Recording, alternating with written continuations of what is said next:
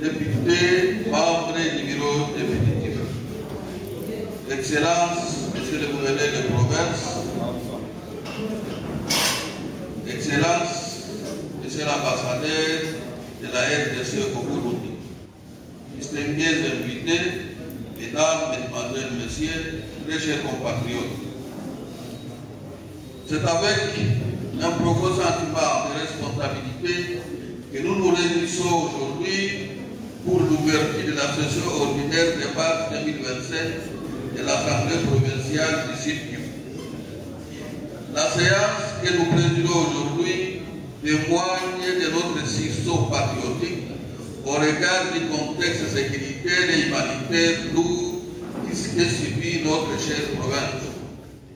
Cette séance marqua l'ouverture de la dite session se conforme aux dispositions des articles 1er de la loi numéro 13 par 008 du 22 janvier 2013 modifiant et complétant la loi numéro 08 par 012 du 31 juillet 2008 portant principes fondamentaux relatifs à la libre administration des provinces et l'article 64 du règlement intérieur de l'Assemblée provinciale du Sud-Kivu. Elle se conforme également à la lettre et à l'esprit du deuxième alinéa de l'article 6 de ce même règlement qui dispose, je cite, en cas de circonstances exceptionnelles empêchant l'Assemblée provinciale de se réunir à son siège, son bureau peut décider du lieu qui assistera provisoirement ses travaux. Voilà, honorables députés, Excellence, Monsieur le gouverneur de province, Excellence, Monsieur l'ambassadeur de RDC au Burundi, Monsieur le maire de la ville d'Uvira, distingués invités, Mesdames et Messieurs, le fondement juridique de notre présence à Uvira aujourd'hui.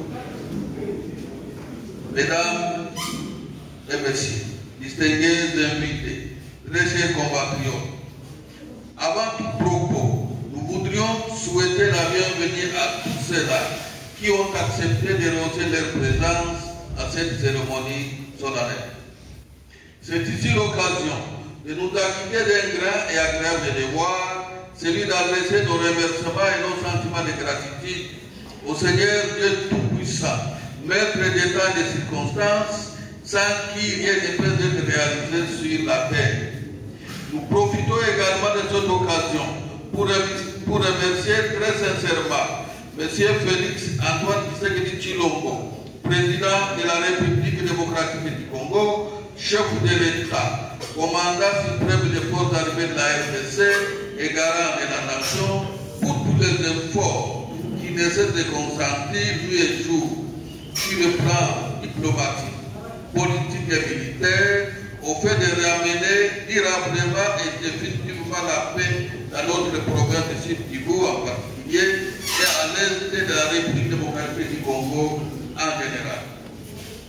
C'est ainsi que nous soutenons et encourageons la résolution numéro 2773 du Conseil de sécurité des Nations Unies sur la RDC et les pourparlers de Doha, ainsi que les processus de la paix de Nairobi et de Luanda dans un dialogue franc, sincère et inclusif afin de déboucher finalement et rapidement sur une paix durable et mettre fin aux crises multiformes qui secouent et ébranlent injustement notre province. Distingués invités, Mesdames et Messieurs, très chers compatriotes, la guerre n'a pas seulement affecté nos populations, elle a également mis en péril le bon fonctionnement de nos institutions provinciales. Il y a un défi lié au fait que l'administration est paralysée par cette situation de guerre et la précarité des moyens. Nous demandons aux autorités, tant nationales que provinciales, de doter nos deux institutions des moyens nécessaires pour leur fonctionnement ici à Uvira.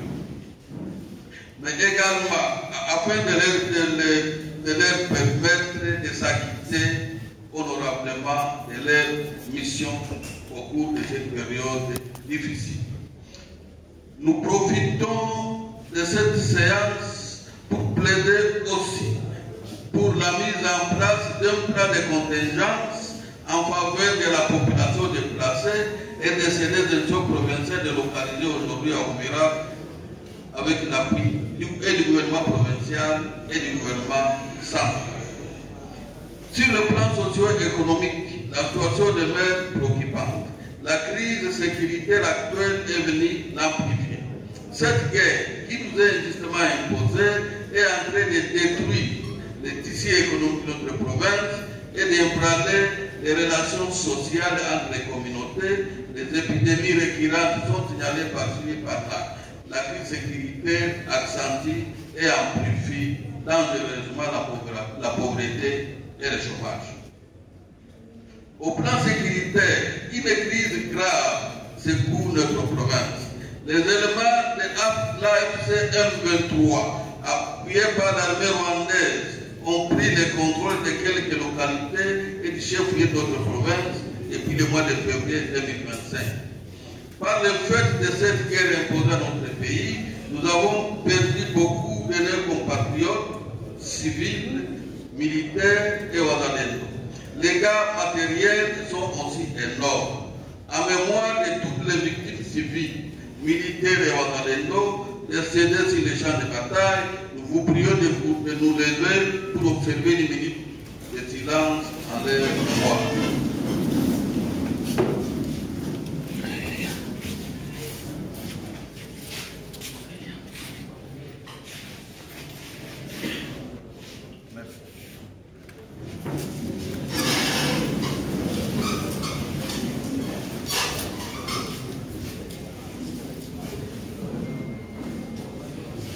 Qui veut la paix prépare la guerre, dit-on. Tout en soutenant et encourageant les efforts politiques et diplomatiques du chef de l'État, nous demandons au gouvernement national et provincial de mettre un accent particulier sur la prise en charge des FARDC de Ouagadougou par un soutien logistique, financier et stratégique renforcé afin d'accroître leur efficacité et de bien coordonner leurs actions. Distingués invités, mesdames et messieurs, très chers compatriotes, cette guerre a provoqué une crise humanitaire très alarmante. Les conséquences de cette guerre sont dramatiques sur le plan humanitaire. Des milliers de déplacés internes errent dans des conditions déplorables, sans accès à une assistance humanitaire suffisante. Le manque d'eau potable, de nourriture, de soins de santé et d'abris appropriés exacerbent leur vulnérabilité. L'économie locale est presque détruite à la suite de nombreux pillages. Ces pillages ont privé nombre de ménages de leurs moyens de subsistance et de leurs activités génératrices de revenus.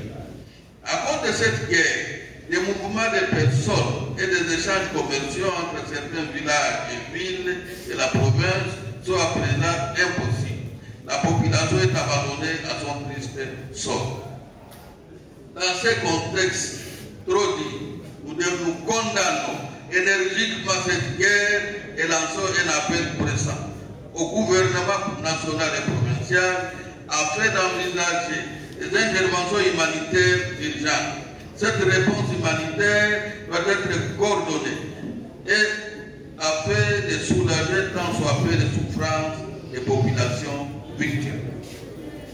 Aux organisations humanitaires et aux partenaires internationaux afin d'accroître l'assistance humanitaire d'urgence dans les zones affectées.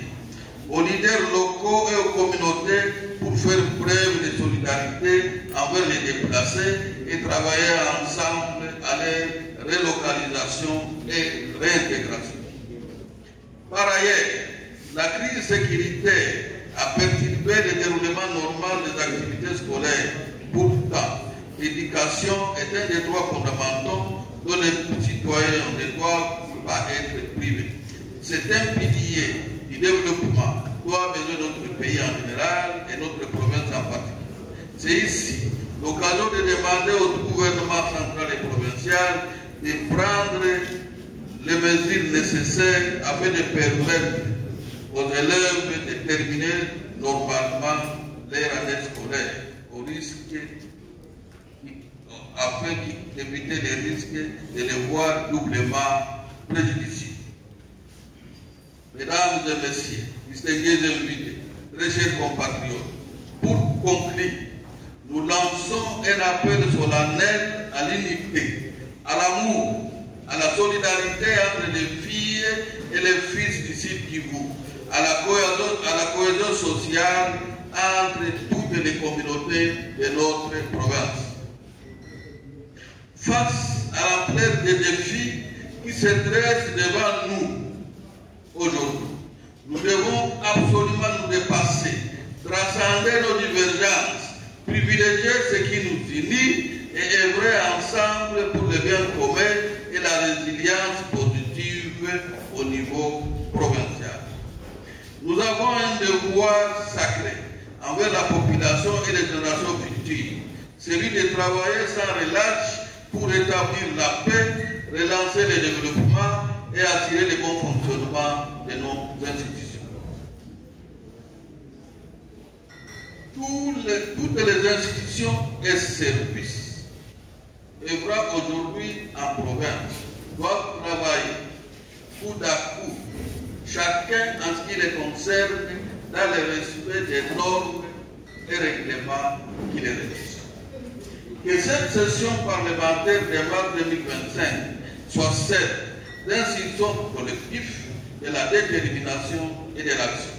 C'est sur ce mot que nous déclarons ouverte la session ordinaire de mars 2025. Que vive la République démocratique du Congo, que vive l'Assemblée provinciale du Sud Kivu, que vive la province du Sud Kivu. Nous vous remercions.